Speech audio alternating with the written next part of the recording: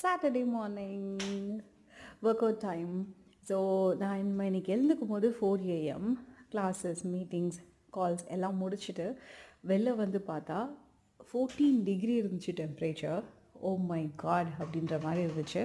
குயிக்காக டாக்ஸ் எல்லாம் வாக்கிங் கூட்டிகிட்டு போயிட்டு வந்ததுக்கப்புறம் அரவுண்ட் 6:55 இருந்துச்சு. அப்போவே ஒர்க் அவுட் பண்ணுற மூடு இருந்துச்சு இன்றைக்கி.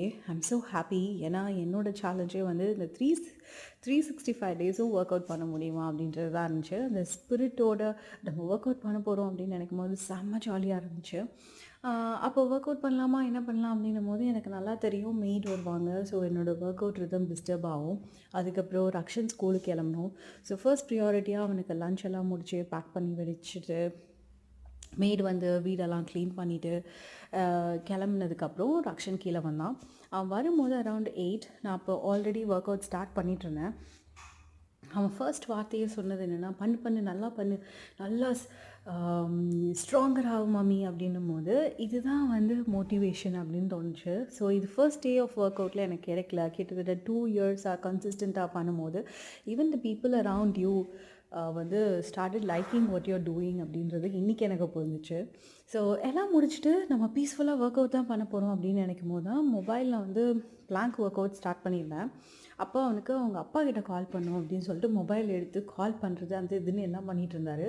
இதில் பெஸ்ட் பார்ட்டு என்னென்னா, என்னோடய மைண்டில் எந்த கியாஸும் இல்லை, எந்த இரிட்டேஷனும் இல்லை. I know I have to give him some time. அவங்க அப்பா கிட்ட பேசுனதுக்கப்புறம் வி ஜஸ்ட் கண்டினியூட். ஆனால் ஏர்லியர் இப்படி இல்லை.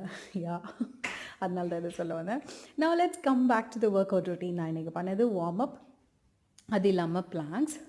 Of course I'm a plank girl. எனக்கு எப்போவுமே பிளாங்க் பண்ண பிடிக்கும். அதுக்கப்புறம் belly work out.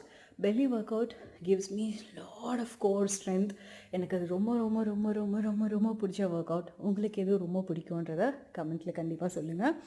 And more over இன்றைக்கி நம்ம ஒரு சேலஞ்ச் பண்ணோம். ஏன்னா ஒர்க் அவுட் பண்ணும்போது ஒரே பேட்டர்னாக இருந்துச்சுன்னா போர் அடிக்கும். ஸோ இன்றைக்கி என்ன சேலஞ்ச் பண்ணோன்னா, ஆர்ம்ஸுக்கு சேலஞ்ச் பண்ணோம். ஆர்ம் ஒர்க் அவுட் நான் இதுலேயும் உங்களுக்கு லிங்க் பண்ணியிருக்கேன். அந்த குட்டி குட்டி வீடியோஸை பாருங்கள். ஃபர்ஸ்ட் திங் வந்து ஆர்ம்ஸை வந்து பேக்வர்ட் ஸ்விங் பண்ணணும். ஸோ கண்டினியூஸாக 45 செகண்ட்ஸ் பண்ணணும்.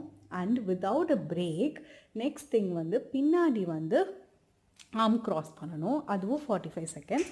செகண்ட் ரவுண்ட் என்னென்னு பார்த்தீங்கன்னா, simple arms up and down. இதுவும் 45 செகண்ட்ஸ் பண்ணணும் without a break. Arms downwards full swing